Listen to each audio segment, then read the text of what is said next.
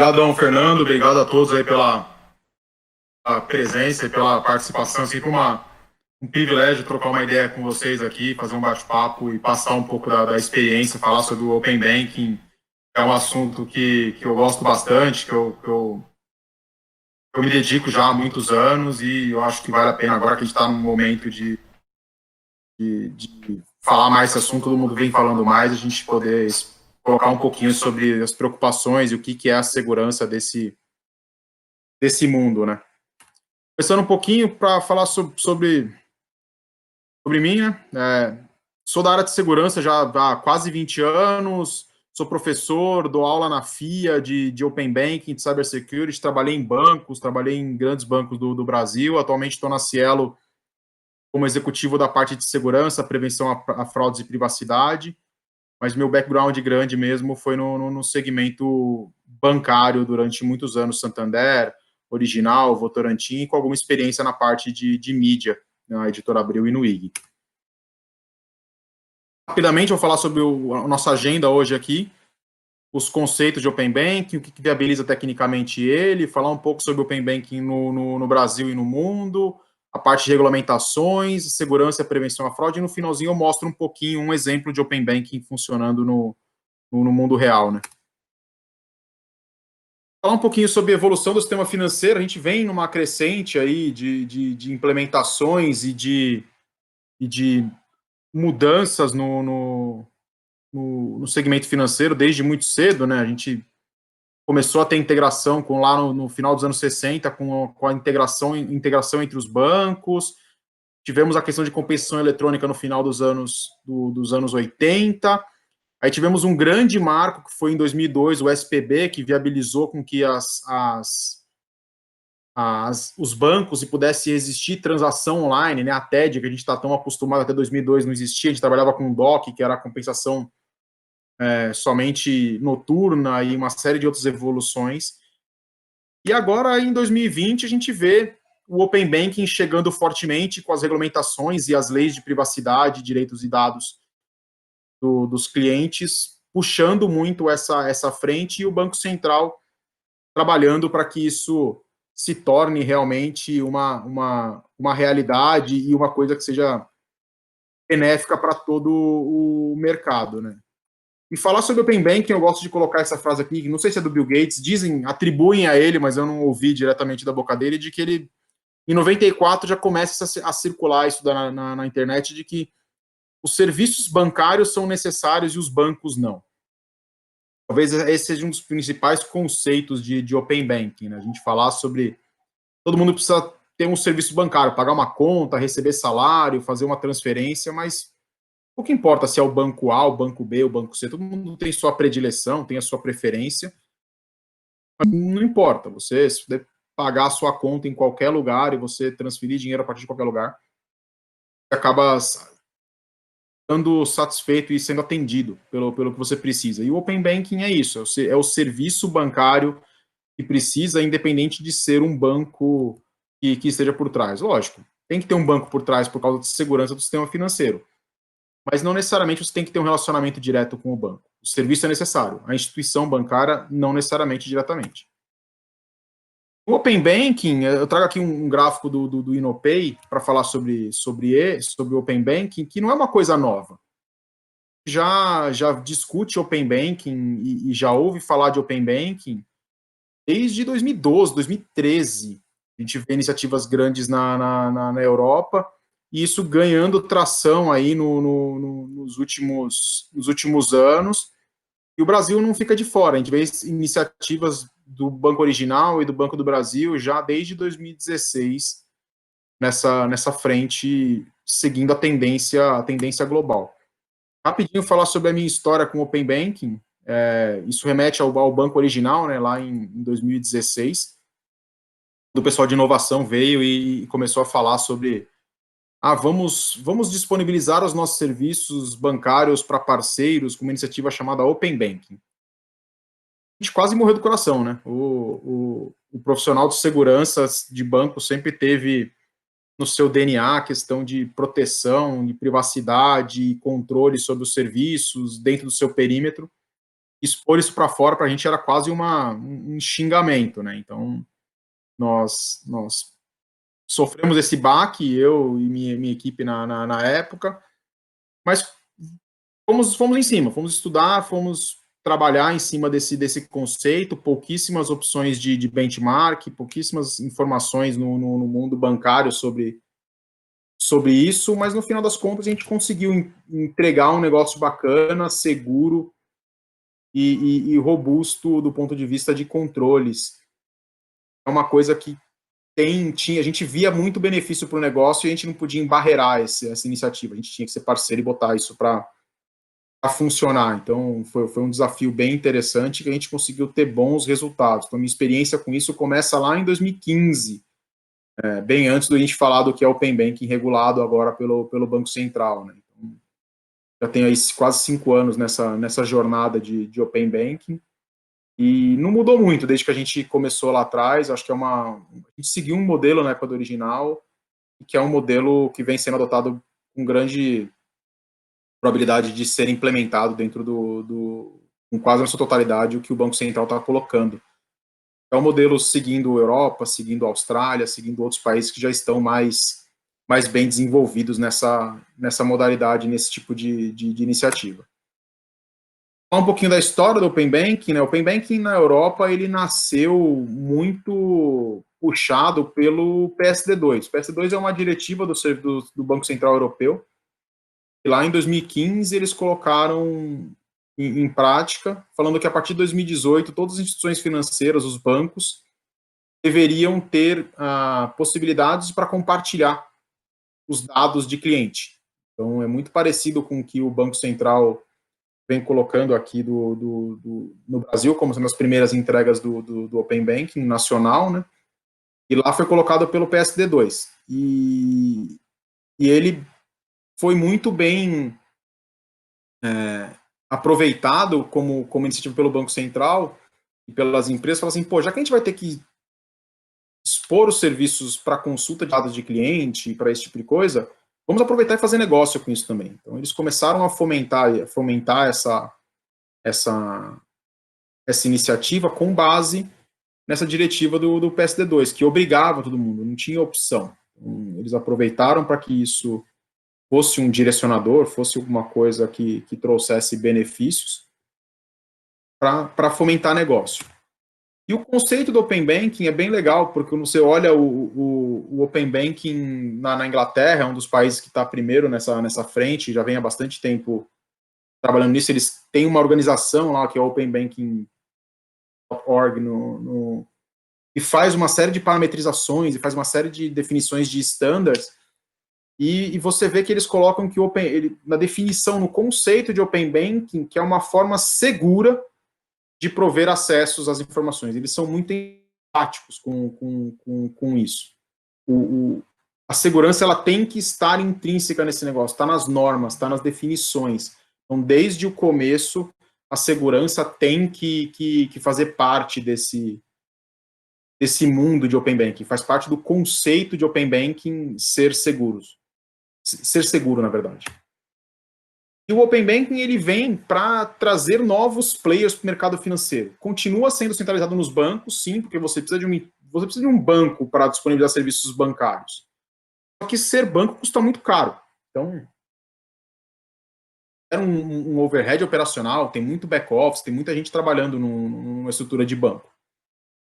E o Open Banking ele possibilita com que novos entrantes, as fintechs, outras empresas de telecomunicações, elas passem a interagir com os bancos e elas ofertem serviços bancários. É o principal objetivo, é o principal ponto de partida do Open Banking, do ponto de vista de negócio. Você poder oferecer serviço bancário para os seus clientes, para todos os parceiros que você tem, acaba expandindo a barreira dos bancos, né? Os bancos têm um poder limitado de conquistar clientes. No Brasil, nós temos quase 40 milhões de desbancarizados. Esse número diminuiu um pouco agora por causa do Corona Voucher, né, da questão do pagamento do auxílio, mas mesmo assim, ainda são muitos e muitos milhões de pessoas no Brasil que não tem uma conta em banco. Não tem porque o banco não chega, porque não há interesse, a pessoa não precisa disso. Mas você tem, por exemplo, as telecoms. Hoje em dia é difícil você imaginar alguém que não tenha um telefone, um celular, um smartphone. E, naturalmente,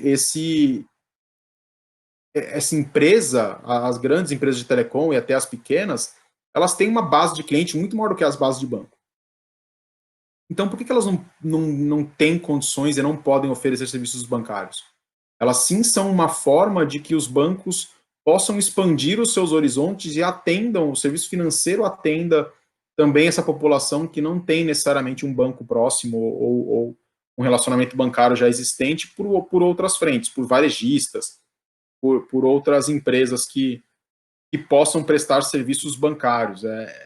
Todo mundo tem o seu cliente na ponta, já tem um relacionamento. E é interesse oferecer serviços bancários para esse, e o Open Banking é o viabilizador dessa. E no centro disso, nós temos nós, consumidores, né?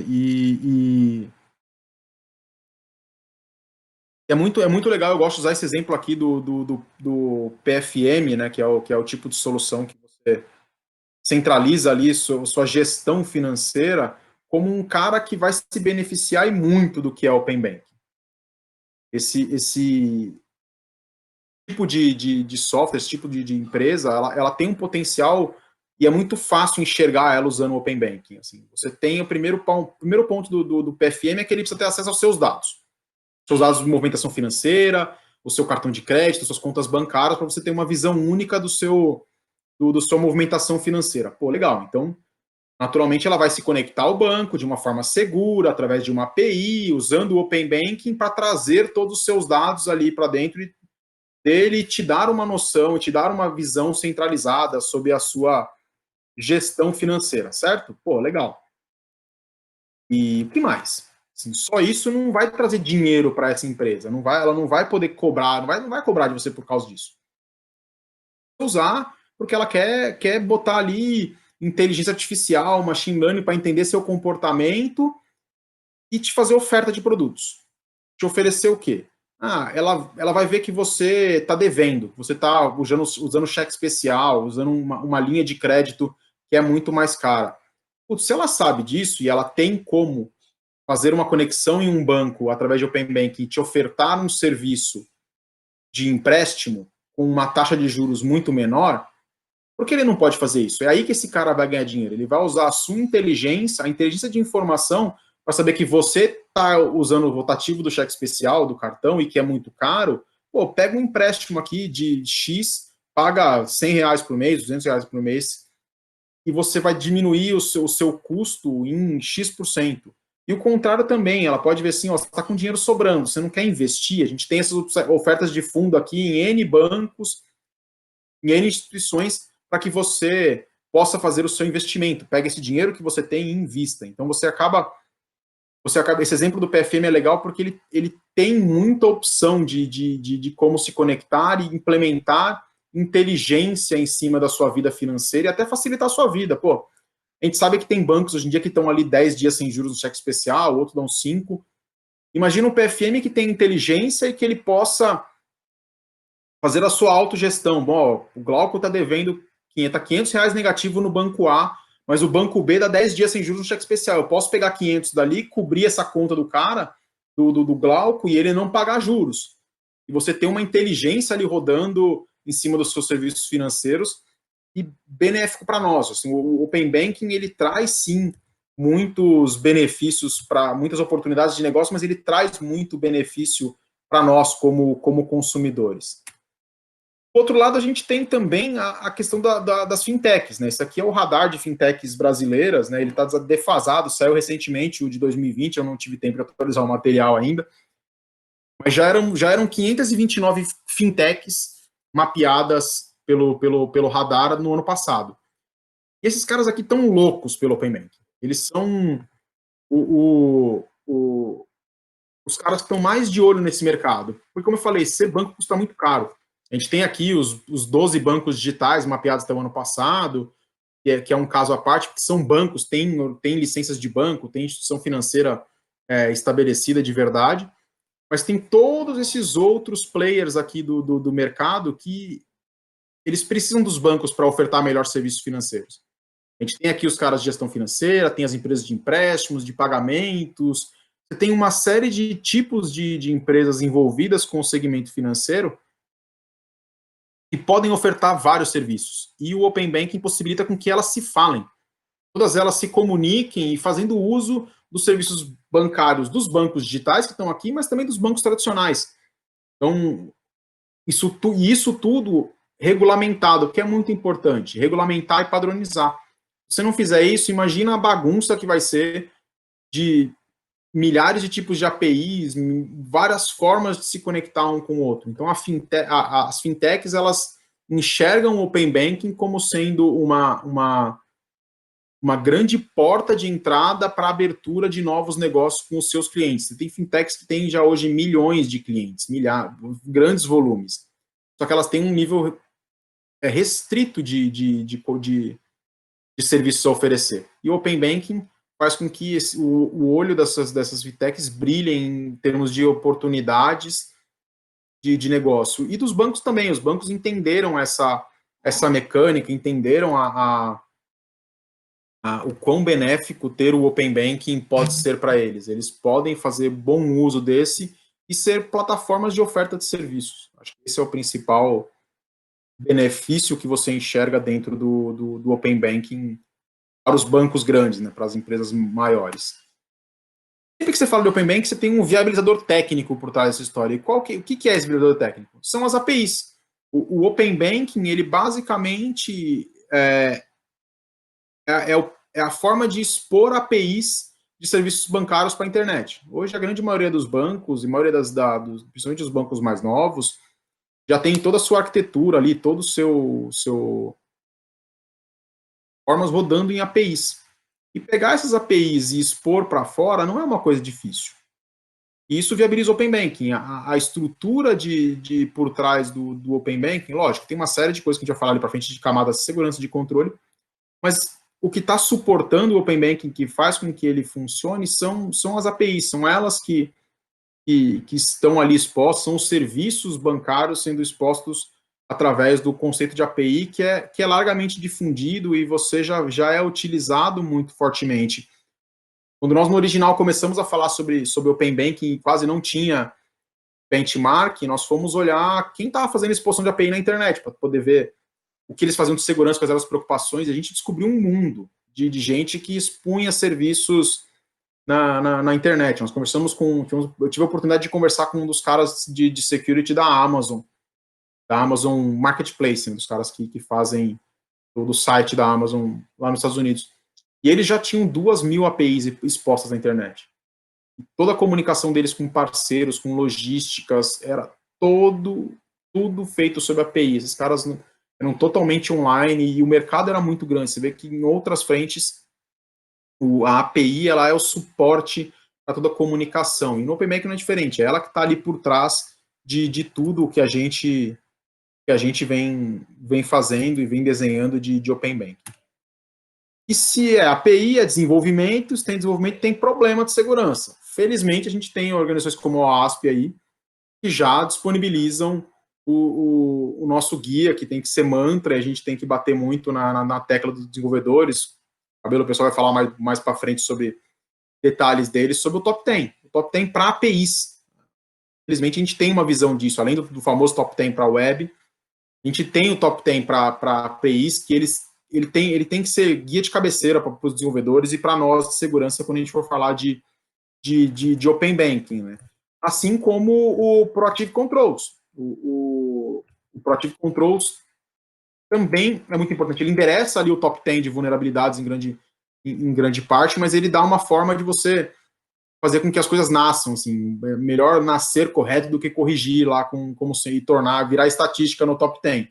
Você tem que usar o Proactive Controls para não virar estatística e fazer com que a sua estrutura nasça correta. Então, eles vão explorar bastante isso aqui, mas eu queria que vocês tenham aqui o link, acho que vale todo mundo a pena deixar isso de cabeceira e usar muito esses caras, que eles são bastante importantes.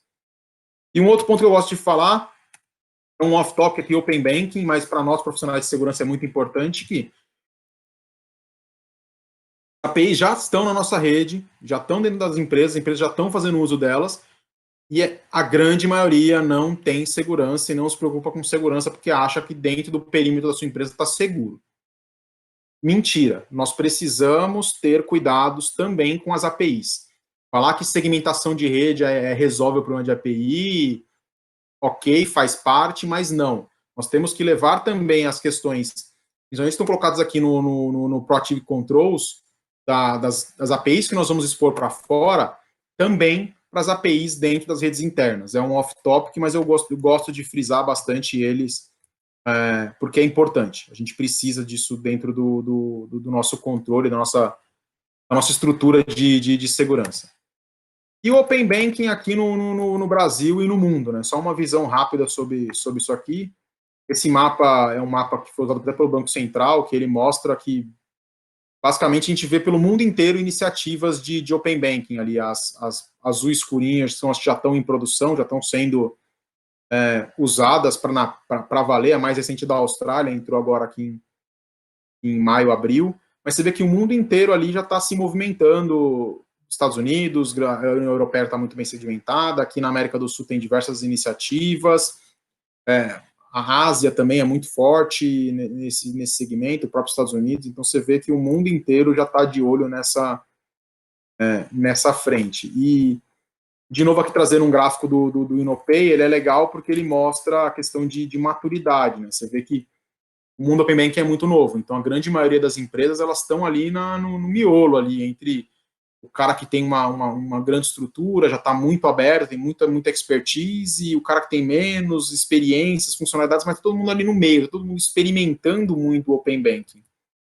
E no Brasil, nós temos aqui o Open Banking Radar, do Luiz Nunes, que faz um trabalho bem bacana, uma classificação e mostra aqui um pouco quem são os players brasileiros que estão praticando Open Banking de verdade e estão fazendo esse uso de uma forma bacana. Ele classifica aqui quais são os produtos que esses caras têm disponíveis, o suporte ao desenvolvedor, que o Open Banking ele tem uma pegada muito, principalmente o não regulado, né, de você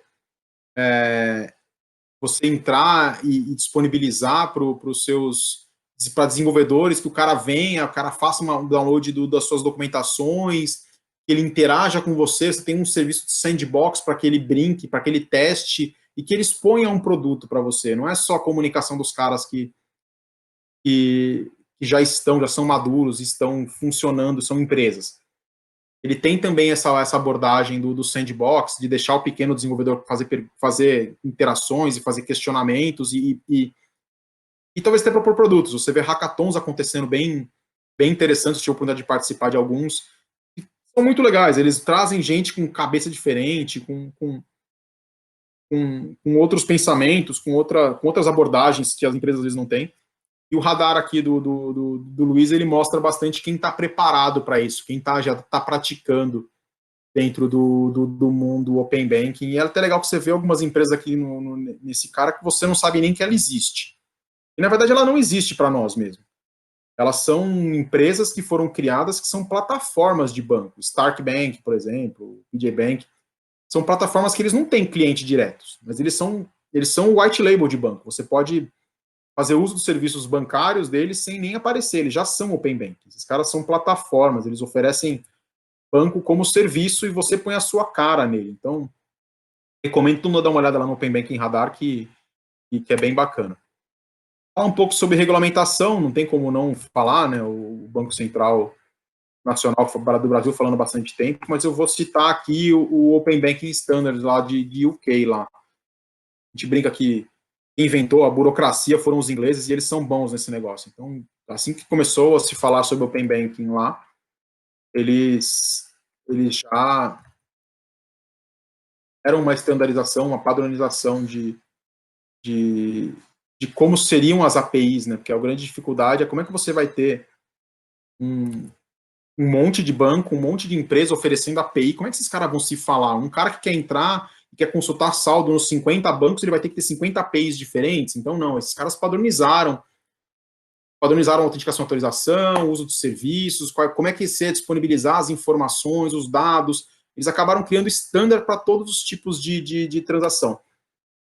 Eles fizeram algumas recomendações muito legais em relação à segurança. Assim, eles deixaram muito claro que para que você tenha acesso à informação dos usuários, isso está claro no PSD2 na Europa, você tem que ter o consentimento claro do cliente.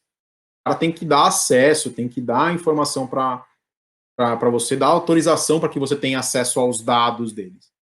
Padronizaram a questão da autenticação dos acessos, fazendo uso do ALF 2.0, que eu explico um pouquinho mais para frente, mas é um padrão de mercado para autenticação cruzada de serviços. Eles falam bastante sobre a questão de detecção e monitoramento de fraudes, que é muito importante para esse cenário novo, é um cenário que expõe serviço financeiro, então naturalmente vai ter fraude, é só uma questão de tempo, a gente vai ter que estar preparado para isso, e eles falam bastante sobre essa questão.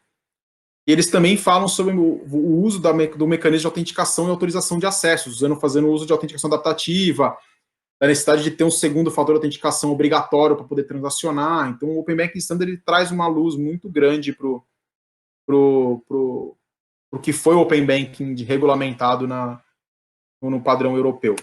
E o Brasil também, o Banco Central não ficou atrás, ele partiu para regulamentar o Open Banking, ele enxergou isso como sendo uma possibilidade dentro da agenda de evolução dele, e ele trouxe aqui, puxado pela questão da Lei Geral de Proteção de Dados, que falava sobre o compartilhamento de dados dos clientes, era uma obrigação, e os bancos iam ter que estar preparados para isso, a necessidade de fomentação da competição entre os bancos, a abertura para as fintechs, essa liberdade que o Banco Central quer dar para os clientes, ele desenvolveu um Open Banking focado no consumidor, para que o consumidor seja o grande beneficiado dessa iniciativa dele.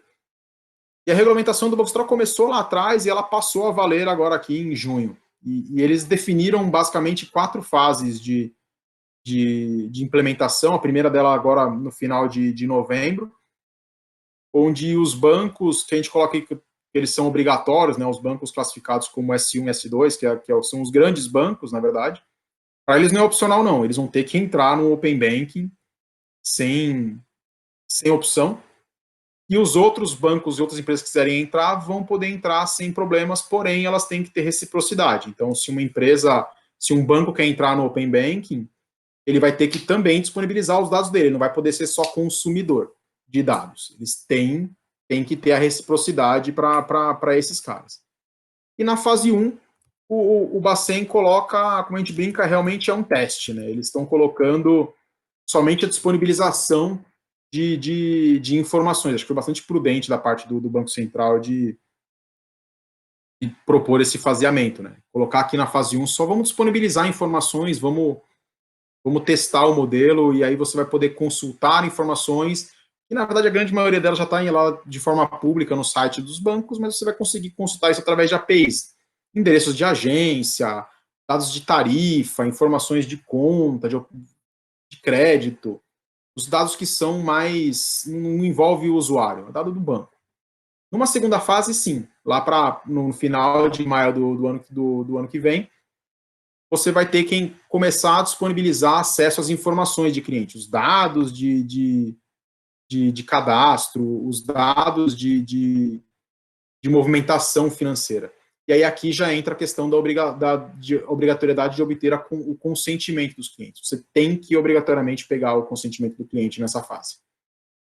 Vamos lá para agosto, final de agosto do ano que vem, novo consentimento, porque está mudando o escopo de Open Banking, porque você vai poder iniciar pagamentos e fazer propostas de crédito em nome dos clientes. Então, você vai poder comandar TEDs e comandar transações e propostas de crédito a partir do Open Banking. E aí, a partir do dia 25 de dezembro, libera as demais transações financeiras de conta salário, de arranjo de pagamento, de investimentos, de seguro, e torna todos os outros produtos implementáveis para Open Banking. É isso que o Banco Central está regulamentando como sendo o seu roadmap, e ele está muito fiel a essa agenda de garantir que esses prazos vão ser cumpridos e vão ser seguidos por todos. Acho que eles não devem mudar essa agenda daqui para frente.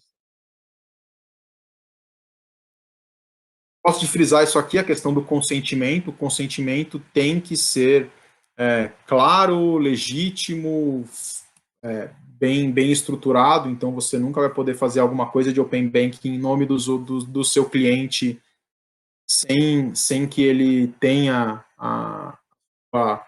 dado o seu consentimento de uma forma explícita. Então, a caixinha lá do I agree tem que ser clara, falando, ó, estou compartilhando, esse dado será compartilhado com a empresa X, com a empresa Y, você autoriza que essa empresa possa fazer uma transação em seu nome, você tem que deixar muito claro o que você está deixando e o que você não está permitindo que aconteça.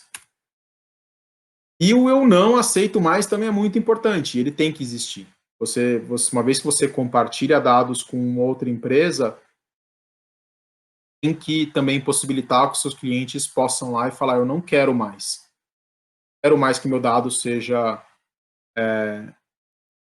compartilhado com essa empresa. Você vai ter que disponibilizar, os bancos vão ter que disponibilizar um portal, uma interface, para que os clientes façam a consulta, eles saibam com quem os dados deles são compartilhados. A gente tem mania de ficar compartilhando, aceitando as coisas sem ver muito onde está acontecendo, e os bancos vão ter que gerenciar isso daí como provedor de informações financeiras, né? Saber que você compartilhou o seu dado com a empresa A, com a empresa B, e você vai ter que disponibilizar para os clientes uma forma deles não revogarem esse consentimento, né? Um ponto que gera bastante preocupação e bastante dificuldade, né? E a Febraban, ela tomou frente junto com as outras entidades de classe, a Bex, a BBC, as outras empresas do SEG que gerenciam, que tomam conta, né? As associações que fazem ação de instituições financeiras, para padronizar o Open Banking no Brasil. O Banco Central deu essa para que todos eles fossem feitos dessa forma. Não falou, não vou definir quesitos técnicos de segurança, nada. Eu vou definir requisito do ponto de vista de Open Banking negócio, e vocês aí façam uma autorregulamentação para esse ponto. E essa autorregulação está quase pronta já. Quem tiver a curiosidade de acessar o GitHub da Febraban, tem um capítulo só de Open Banking, onde todos esses pontos aqui já estão em fase de definição. A proposta é muito parecida com o Open Banking do Reino Unido e da Austrália, mas define todas as questões de requisitos de segurança, quais são os controles, o que precisa, o que pode, o que não pode, os padrões de APIs, como que elas vão ser desenvolvidas, como elas têm que ser disponibilizadas. Então, eles têm uma série de grupos de trabalho que estão fervendo e estão acontecendo ao longo do tempo para esses meses, porque a data está aí, a gente não adianta chegar em novembro, final de novembro, com coisa sem a definir. Tem que ser logo, tem que se matar isso no máximo agora no meio, comecinho de outubro, para que as empresas tenham os 45 dias para implementar. Vai ser um desafio, mas vai ter que acontecer. Então, mas está quase pronto. O pessoal também trabalhando bastante e tá bastante avançado nesse ponto, e tá saindo um material muito bom também da Febraban em relação a totalidade técnica de requisitos do Open Banking. Falar um pouquinho sobre segurança e prevenção a fraudes, né, que é o nosso métier. Eu gosto de começar falando aqui que problemas com API já acontecem desde sempre. Então, a gente vê casos aqui públicos, essa lista está até meio desatualizada, o último caso que ela tem aqui de outubro de 2018, mas eles mostram a quantidade de problemas que tiveram envolvendo APIs expostas indevidamente. Então, acaba vendo bastante gente, bastante empresa grande com problema de API, com problema de acesso, com problema de falta de controle, que possibilitou vazamento, possibilitou fraude. Então, assim, não é uma exclusividade do Open Banking, já é uma realidade para todo mundo que usa APIs, e traz também a visão para que nós, do mundo de segurança, possamos ter cuidado, ter uma maior visibilidade e assertividade sobre os controles de segurança a serem colocados no Open Banking. E aqui é uma arquitetura de referência de Open Banking. Isso é lá do Open Banking Radar, mas acaba tendo os principais componentes de arquitetura de segurança mínima que um Open Banking tem que ter para entrar em produção e ser funcional e realmente não trazer problemas e ter um nível de segurança interessante. Né? Tem diversos componentes aqui, eu vou falar um pouquinho sobre os principais deles do ponto de vista que impactam o nosso mundo mais security dentro da nossa praia. Né? O primeiro deles é a questão do tal do gateway de segurança, né? O gateway de APIs. É o cara que vai estar exposto para fora. Ele é um dos principais componentes que a gente tem aqui e ele tem a função de proteger as nossas APIs. A gente vê muita gente expondo a API para a internet com problema de segurança, com um problema de desenvolvimento, e esse cara vem meio que para corrigir. Ele é um application, como se fosse um AF, um application fire, mas focado em APIs. Então ele tem como implementar o top 10 de controles, ele traz uma visão de segurança, é nele que você implementa essa questão de logs, que faz toda essa parte de gerenciamento da segurança da sua arquitetura. Né? Ele tá ali na cara, ele é o cara mais crítico que está exposto para fora diretamente, vai tomar porrada, é ele que vai ser atacado diretamente, mas ele tem tecnologia muito madura de mercado que possibilitam que você tenha um controle de segurança muito bom nesses tipos de solução. A grande maioria delas não é tão boa assim, as principais de segurança de mercado não tem tanta capacidade de segurança, elas estão em desenvolvimento ainda, os players, porque elas são gateways de API que estão ganhando features de segurança, mas você tem alguns que são o contrário, são gateways de segurança que ganharam features de API. Nós, como profissionais de segurança, sempre preferimos o cara de segurança que virou para API, mas tem para todos os gostos, sabores e bolsos esse tipo de solução, desde os free até os muito bem pagos. Um outro componente importante aqui é o ALF, né, que é a mecânica de que faz toda a parte de autorização, gestão dos cookies, gestão dos tokens de sessão, é ele que vai garantir que o seu parceiro pode acessar seus dados, pode acessar o dado de cliente, por quanto tempo, há quanto tempo o cara tem que renovar essa assinatura, renovar a sua autorização de uso, a troca da senha, é ele quem é o orquestrador disso tudo. O ALF 2.0 é um padrão de mercado, tem uma RFC que fala sobre ele, nada mais inteligente do que usá-lo dentro de uma estrutura de Open Banking, é assim que os players já fazem comunicação de API, usam no resto do mercado, e o Open Banking não está diferente disso. A gente pegou a implementação do ALF, ali, a gestão de token de JWT, e trouxe para dentro do que é o normal, né, do que precisa ser implementado como controle de segurança, fazendo essa gestão dessas chaves. Um outro ponto legal aqui é essa arquitetura que a gente fala sobre autenticação adaptativa, né, e aí eu estou falando de você ter um orquestrador, alguém ali na frente que saiba interpretar a sua requisição, e aí já falando do mundo transacional mesmo, e que ele possa te desafiar em termos de risco. Esse cara, ele tem um motor ali de risco por trás que vai fazer toda a questão de validação do seu dispositivo, se é um dispositivo conhecido ou não, se está numa geolocalização diferente, se você está fazendo um uso anormal do seu dia a dia. Isso já é uma coisa muito comum dentro dos sistemas bancários, para os internet bankings, para os aplicativos de banco, mas ele também é aplicável ao Open Banking. Né? Você vai ter um parceiro que vai ter um certo comportamento, que tem um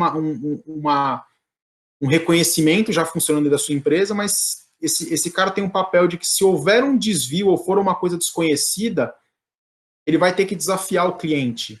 Assim como o banco te desafia te pedindo um token, te pedindo uma senha adicional, te pedindo uma biometria ou alguma outra tecnologia de autenticação, né, um 2FA, ele tem essa funcionalidade. O motor ali, ele vai te vai fazer um cálculo, falar que isso aqui é uma transação de risco, vamos pedir uma autenticação adicional para esse cara, é um dispositivo novo, vamos desafiar ele com SMS token, com e-mail token, com uma voz, com alguma coisa. Então, essa arquitetura, esse componente de motor de riscos aliado a N tipos de fatores de autenticação. Fator de autenticação adicional, você tem N, desde os tokens mais conhecidos, biometria, já falei, SMS token, e-mail token, voz, hardware, certificado, chaveiro, sinal de fumaça. Você tem N tipos de forma de fazer uma segunda validação do cliente. Mas ela é importante e esse cara é um dos componentes que tem que existir, porque você, quando expõe o Open Banking e fala com parceiros, tem muita discussão sobre limites, sobre quem pode fazer o quê, qual que é a característica, e você expõe um ambiente muito diferente. Então, esse cara tem que ter uma inteligência para poder trabalhar essa frente com uma robustez maior. Um outro ponto aqui importante é a monitoração ativa pelo CIEM ali na prevenção a ataques, né? Então, fazer uso do que a gente já tem das empresas de segurança, a tecnologia, o SOC, para monitorar esse cara, monitorar o seu ambiente de Open Banking. É um ambiente muito novo, a gente vai ter que aprender ao longo do tempo com os ataques, com o comportamento. E o CIEM já tem essa funcionalidade, todo mundo já tem ali uma tecnologia que monitora log, que monitora comportamento. Nada mais justo do que você trazer para esse cara a sua visão, e essa visão de Open Banking, a visão de prevenção à fraude, de prevenção a ataques em arquiteturas abertas de API, e criar regras, criar comportamento, fazer com que o seu CIEM trabalhe em prol do monitoramento de ataques, do monitoramento de comportamentos com o viés de prevenção a fraudes, e até ele possa ser proativo, ele retroalimente o seu gateway de segurança, para blacklistar um IP, para você poder fazer um bloqueio de uma conta, resetar uma conta de alguém que está com suspeita, você fazer o CIEM trabalhar em prol da prevenção a fraudes.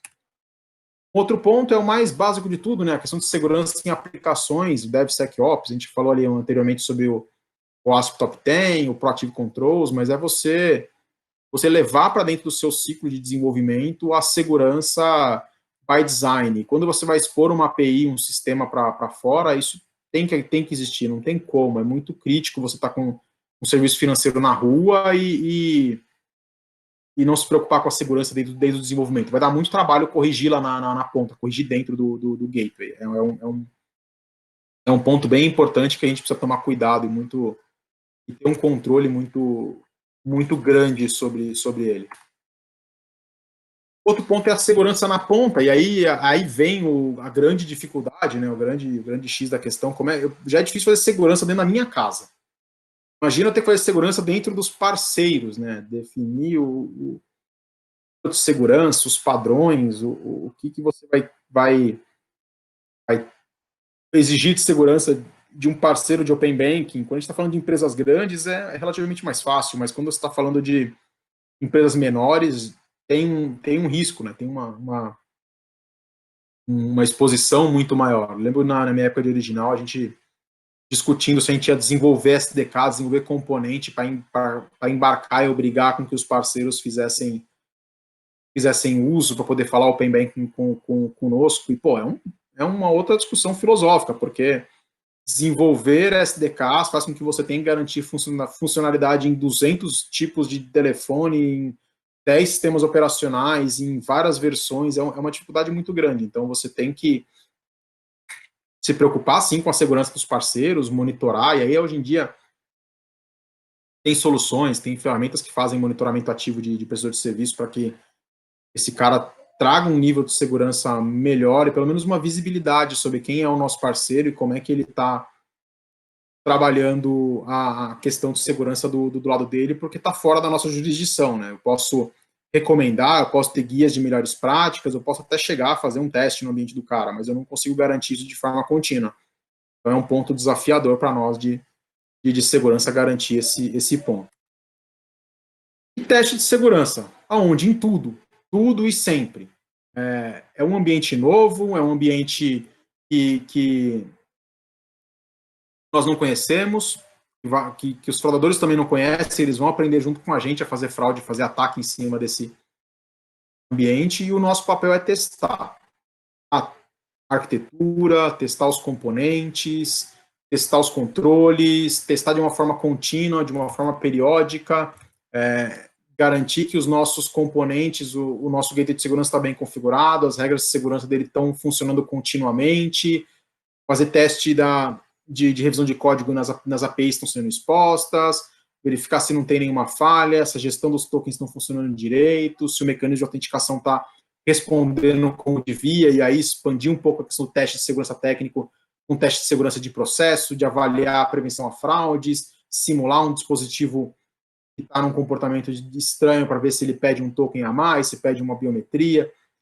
Testar. Acho que colocar em prática a questão de teste o tempo inteiro. Acho que isso tem que ser mantra para a nossa segurança.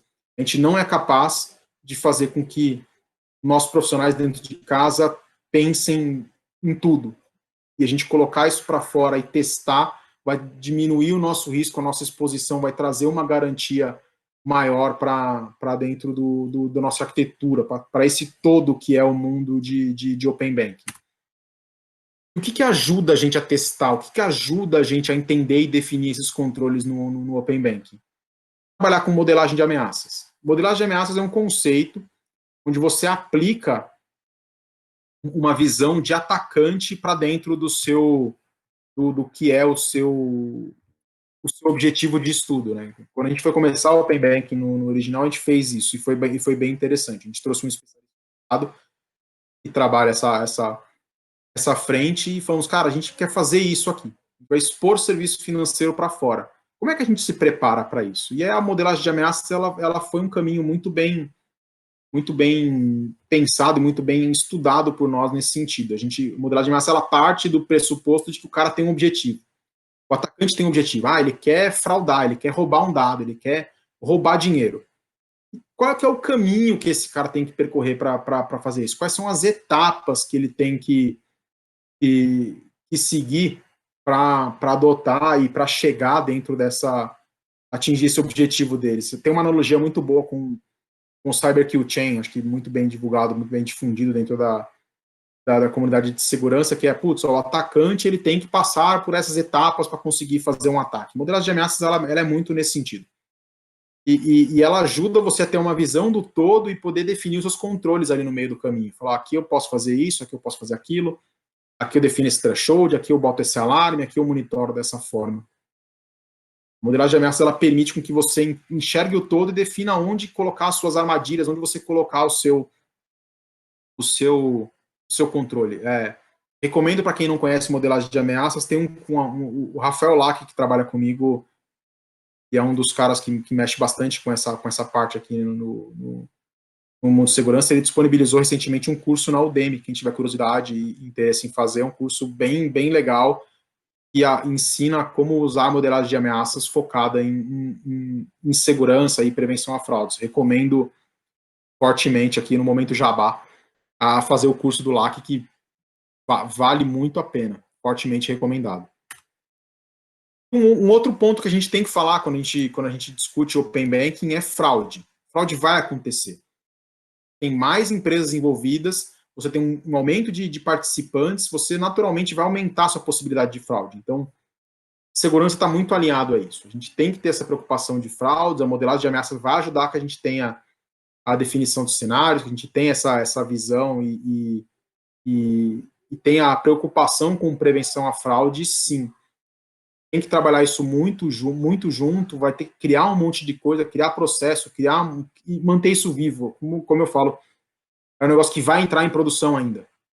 E aí os bandidos estão estudando como atacar a gente tem que estudar esses caras como a gente se proteger e fazer com que essa engrenagem fique viva. A gente vai aprender muito a como prevenir fraude, a como trabalhar essa questão, tem que ter controle, a gente tem que ter as chaves na nossa mão para poder restringir, bloquear, fazer algumas coisas. E, no momento de desespero, no momento de fraude, a gente possa atuar de uma forma mais enérgica. E também muito importante definir aqui o liability, né? Que é quem vai ser responsável pela fraude. Se a fraude acontecer, quem vai pagar pela fraude? Vai ser o banco, vai ser o parceiro, vai ser a empresa de telecomunicações, é quem vendeu. Isso tem que ser muito bem discutido, isso tem que estar em contrato. Tem que estar muito claro no contrato de quem vai pagar pela fraude quando ela acontecer. Porque ela vai acontecer. A gente não adianta falar que ela não vai acontecer. Ela pode acontecer em maior ou menor escala, em nível de maior dificuldade, menor, mas ela vai acontecer. Então é muito importante que a gente tenha em mente que a questão de responsabilização, quem vai pagar pela fraude, tem que estar muito claro e muito bem descrito e estabelecido e clarificado todo mundo. Assim, eu já vi casos onde parcerias de Open Banking não foram para frente porque ninguém quis assumir o liability. Na prática, ninguém, um assume a fraude aqui, o outro não é comigo, não é com vocês, e no final das contas não chegou à conclusão e a parceria não foi finalizada. Porque a definição de responsabilidade, quem vai pagar a conta, é muito crítico. Principalmente quando você tem uma relação empresa muito grande com empresa pequena, assim, o pequeno, qualquer coisinha vai quebrar ele. Como é que você vai colocar uma multa de milhões de reais para o cara pagar uma fraude exponencial que ele tem aqui que arcar, se inviabiliza. Então é muito importante discutir esse ponto, né, essa questão de responsabilização no mundo Open Banking. E aí um outro ponto que está relacionado à fraude, mas que é legal de comentar, é a questão do vazamento de informação, né? Assim, o vazamento de informação também tem que estar muito claro ali no liability do seu contrato, de quando ele acontecer, quem vai se responsabilizar pelo vazamento. O dado vazou de um banco, ou vazou de um parceiro, vazou de um terceiro, você não sabe de onde aquele dado vazou. Então, isso também tem que estar muito claro dentro do seu contrato, da sua visão de liability, né? É só ilustrar um pouquinho um caso prático aqui, fazendo uso do meu histórico de original sobre o Open Banking, né? Open Banking, a primeira implementação que a gente fez no original foi com uma consulta de saldo pelo Facebook Messenger, né? Foi o primeiro desafio que nós tivemos. Foi legal que ele estava na nossa mão, tanto a parte do Facebook quanto a parte do Open Banking no original. A gente conseguiu fechar o circuito e foi a nossa prova de conceito prática para isso. E como é que ele funciona? O acesso, para quem é cliente original, acessa ali o Messenger do Facebook, no perfil do banco original, e digita saldo, por exemplo, o login.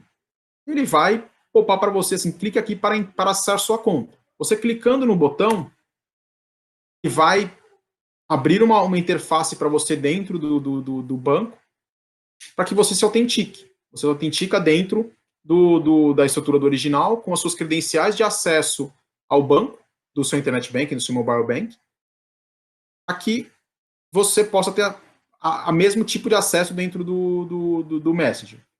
Nós implementamos lá uma questão de aviso, cada vez que alguém acessa de alguma forma a sua conta, você recebe um SMS falando, houve um acesso a partir do app do Facebook, do PicPay, do parceiro A, do WhatsApp, do parceiro X. O cliente nos ajude a identificar possíveis fraudes ou um acesso indevido em sua conta. Uma vez que você faz isso, ele fala, legal, está autorizado, está autenticado, está validado, é o Glauco autorizou o Facebook a acessar a conta dele, e ele pediu o saldo. Está aqui seu saldo. E aí ele mostra o saldo aqui dentro do seu Messenger para que você não precise acessar o aplicativo do banco e possa consultar.